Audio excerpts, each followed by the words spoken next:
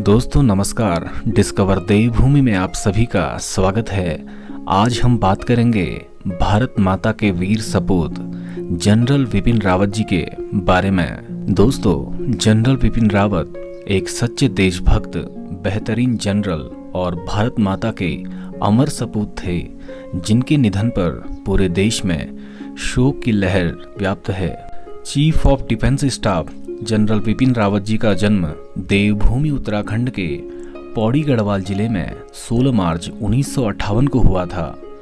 विपिन रावत जी का परिवार कई पीढ़ियों से भारतीय सेना को अपनी सेवाएं देते आ रहा है।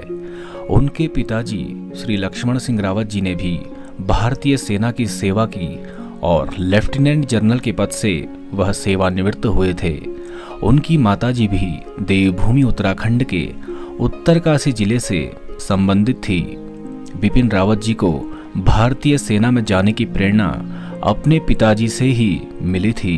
उनके घर में देश प्रेम और भारतीय फौज के रुतबे का हमेशा माहौल बना रहता था और उन्होंने भी बचपन से ही सेना में जाने का मन बना लिया। रावत जी ने अपनी प्रारंभिक शिक्षा देहरादून के कैम्ब्रियम हॉल स्कूल और सेंट एडवर्ड स्कूल शिमला से प्राप्त की थी।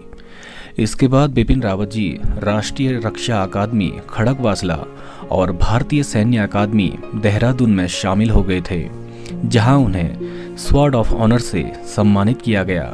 स्वॉर्ड ऑफ ऑनर सर्वोच्च कैडेट सम्मान होता है, जिसे प्रशिक्षण अवधि के दौरान सर्वश्रेष्ठ प्रदर्शन करने वाले कैडेट्स को दिया जाता है। उन्होंने डिफेंस स्टडीज में एमफिल किया था और मद्रास विश्वविद्यालय से मैनेजमेंट और कंप्यूटर स्टडीज में डिप्लोमा भी हासिल किया था। इसके बाद उन्होंने तमिलनाडु के defence service staff college Wellington से अपना ग्रेजुएशन किया और अमेरिका के command and general staff college से हायर कमांडर कोर्स किया था।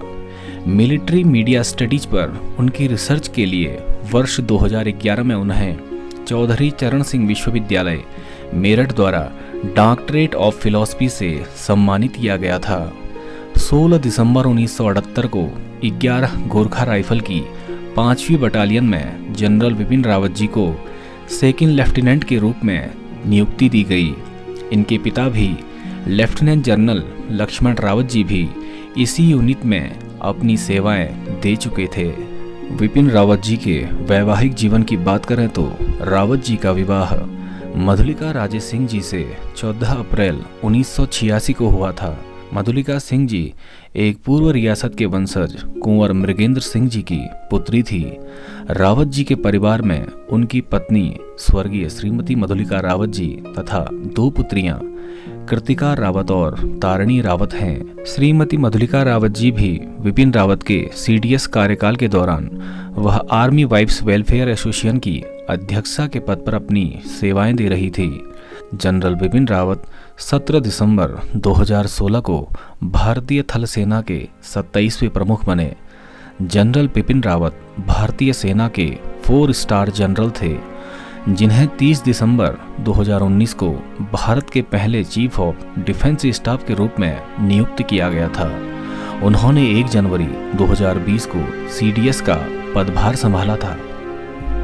विपिन रावत जी की सम्मान और उपलब्धियों की बात करें तो सेकंड लेफ्टिनेंट के रूप में भारतीय सेना में शामिल होने के तुरंत बाद श्री रावत जी ने अपने सैन्य कौशल का प्रदर्शन करना शुरू कर दिया और उन्हें उच्च ऊंचाई वाले युद्ध में बहुत अनुभव प्राप्त हुए।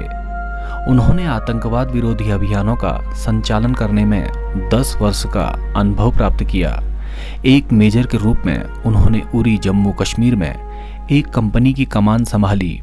कर्नल के रूप में उन्होंने किबिथू में वास्तविक नियंत्रण रेखा के साथ पूर्वी सेक्टर में 11वीं गोरखा राइफल की 5वीं बटालियन की कमान संभाली।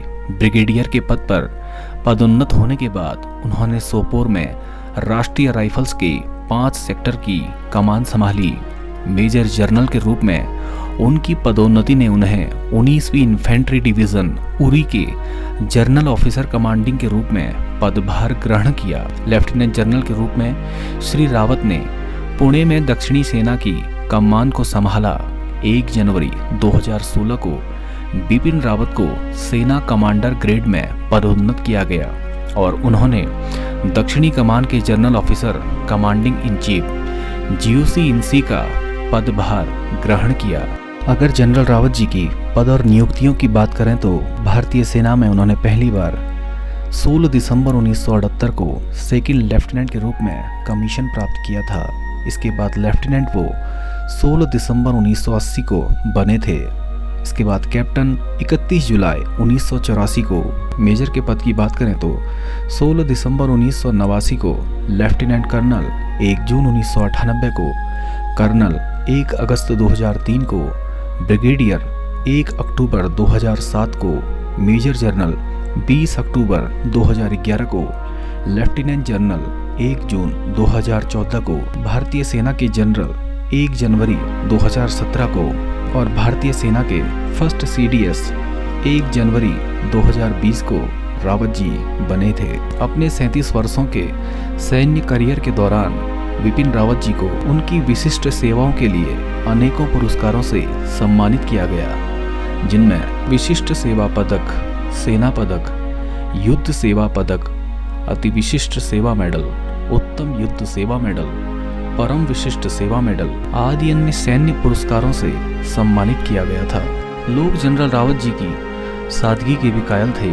जनरल रावत जहां भी जाते थे अपने व्यक्तित्व से सभी को वो प्रभावित कर देते थे।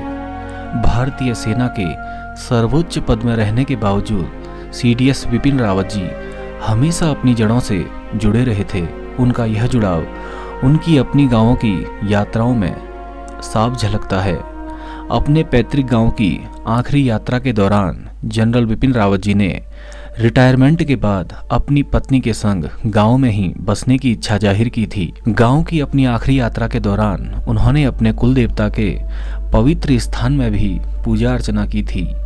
अपने परिवार के साथ मिलकर वह अपने गांव में रिटायरमेंट के बाद रहने के लिए एक मकान बनाने की भी योजना कर रहे थे। Chief of defence staff Bipin Rawat ji ने अपने गांव के भविष्य के लिए अनेक सपने देखे थे, पर नियति को यह मंजूर नहीं हुआ। जनरल बिपिन रावत देश का सर्वोच्च सैन्य पद संभालने के साथ एक शानदार शख्सियत के धनी थे। जनरल बिपिन रावत का 8 दिसंबर 2021 को एयरफोर्स के हेलीकॉप्टर MI-17 क्रैश होने से निधन हो गया।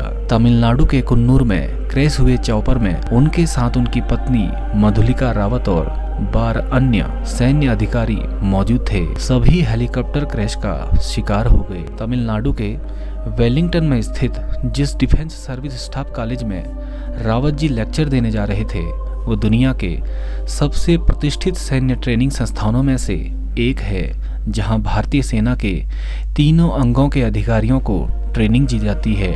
इसके साथ साथ 30 से ज्यादा देशों के सैन्य अधिकारी यहां ट्रेनिंग लेने आते हैं। इस संस्थान में सैन्य अधिकारियों को युद्ध के लिए रणनीति बनाना सिखाया जाता है। बहुत कम लोग जानते हैं कि वर्ष 2015 में भी जनरल बिपिन रावत इसी तरह की एक दुर्घटना का शिकार हुए थे। तब वो नागालैंड में अपनी सेवाएं दे रहे थे और उनका चीता हेलीकॉप्टर एक ऑपरेशन के दौरान क्रैश हो गया था, जो काफ़ी आधुनिक माना जाता है। इस हादसे के बाद कई लोगों को लगा था कि जनरल बिपिन रावत इसमें सुरक्षित नहीं बचेंगे, लेकिन रेस्क्यू ऑपरेशन के बाद ये खबर आई कि वो सुरक्षित हैं। लेकिन अफसोस कि इस बार ऐसा नहीं हो सका और हमने खो दिया एक सच्चा देशभक्त, एक बेहतरीन जनरल और भारत माता के एक अमर वीर सपूत को। तो दोस्तों, रावत जी से संबंधित यह जानकारी आपको कैसी लगी कमेंट सेक्शन में जरूर लिखिएगा।